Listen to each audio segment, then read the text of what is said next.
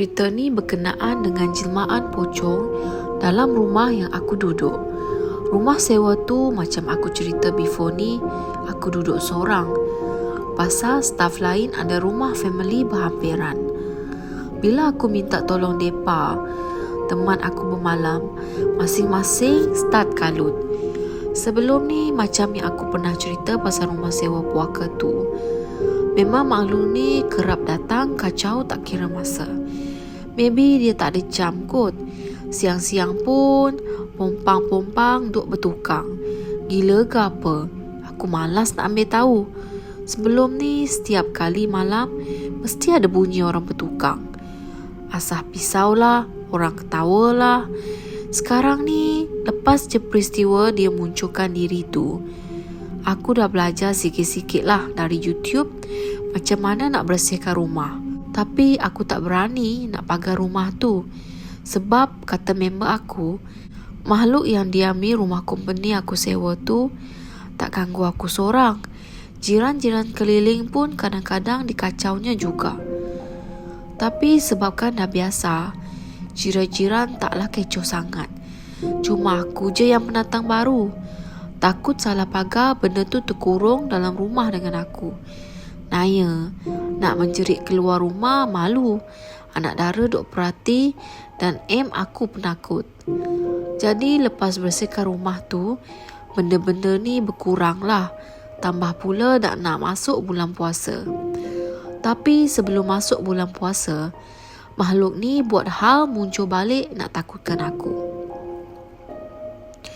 Tiap kali aku dah ready, bukan macam dulu. Cerita dia macam ni. Ada satu masa ni, aku baru balik berjimba dengan member sampai lewat malam. Tapi aku tak macam sebelum ni. Solat semua aku akan pastikan aku solat di rumah. Dinding rumah aku penuh tampar dengan ayat kursi 3 kul Al-Fatihah. Aku praktikkan baca Yasin setiap malam Jumaat dan waktu kena kacau. Solat taubat dan solat hajat. Kiranya gigih lah berubah. Tapi malam tu aku baru lepas kerja penat. Jadi decide nak berjima lah dengan member. Solat semua, solat kat luar rumah. Balik jam 2-3 pagi. Ketawa tak ingat dunia. Balik-balik baru menyesal. Apa sal balik lewat malam. Dahlah depan rumah tu hutan belentara. Cari naas betul lah. Masa tu pula, rumah memang gelap gelita. Lampu luar dengan tak pasang. Aku dengar bunyi orang ketawa terkekek-kekek kat dalam semak. Sudah. Aku baca sikit-sikit ayat kursi sambil pelan-pelan buka gate rumah. Aduh, kunci pagar pula hilang weh. Biasanya kunci pagar aku sekalikan dengan kunci rumah.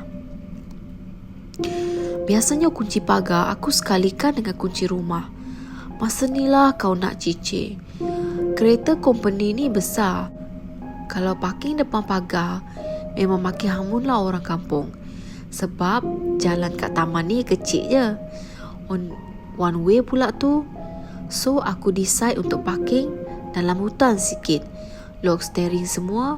Takut pula aku kereta kena curi ke apa. So sebabkan pagar rumah terkunci, terpaksalah aku jadi Tarzan, panjat pokok, lompat pagar rumah. Masa tu aku perasan ada benda atas pokok tu duk bergayut sama dengan aku. Dia sempat pula goyang-goyangkan dahan seakan-akan ada beruk besar ke atas tu. Sudah, aku tak fikir terus. Terus lompat sampai terkehir kaki aku. Dalam terhencut-hencut tu, aku gagahkan diri buka pintu rumah. Nasib kunci rumah tak hilang sekali. Dah masuk rumah, aku pasang semua lampu dari pagar ke dalam rumah. Sekarang lampu dalam aku dah repair sikit. Dah tak malap macam dulu. Kiranya terang benderang sampai sakit mata. Dah dalam rumah, aku berfikir balik. Macam mana kunci pagar boleh hilang?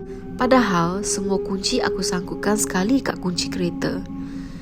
Apalagi aku pun cuci kaki, bentang tilam depan TV sambil lampu terpasang. Tak berani nak tidur dalam bilik. Aku baca apa yang patut sebelum tidur. Sempat lagi terlelap. Dalam 30 minit lepas tu, bang! Bunyi benda jatuh kat luar diikuti dengan bunyi alarm kereta aku. Berlari aku tengok apa jadi kat kereta tu. Takut weh, buatnya pencuri ke, orang langgar ke. Aku keluar, tiba-tiba tengok pagar rumah aku yang terkunci tadi terbuka. Weh, apa hal pula ni? Main-main pula kau ya. Aku cek kereta tak ada apa-apa. Sempatlah tawar beberapa kali kot-kot ada apa-apa.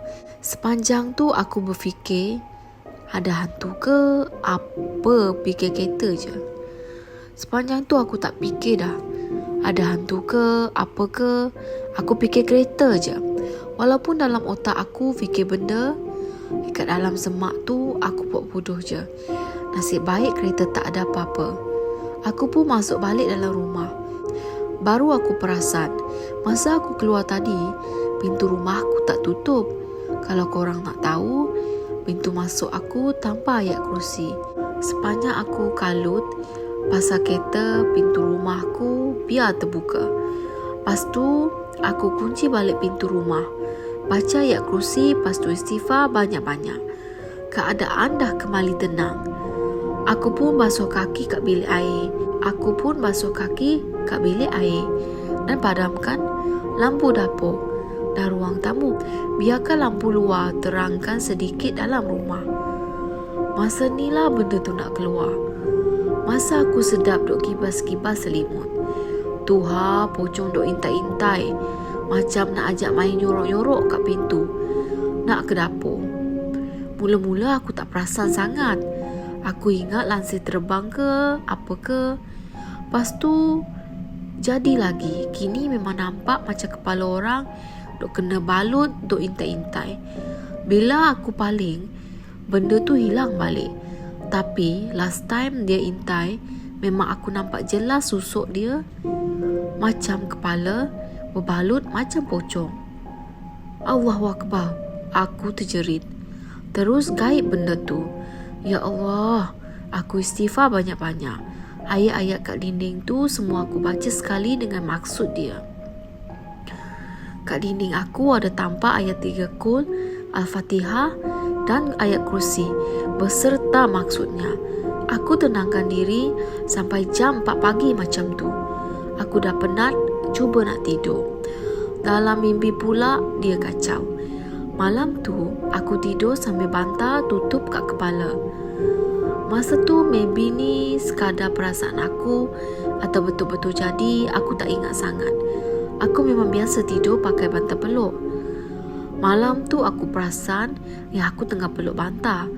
Tapi bantal tu keras, panjang sampai kaki aku. Aku buat bodoh je. Aku terus terlelap sampai pagi. Maybe korang tak percaya, tapi serius, masa ni aku dah penat sangat. Bantal yang aku peluk tu rasa macam best sangat. Best sangat sampai lena tidur. Sampai pagi esok, sampai subuh pun terlepas.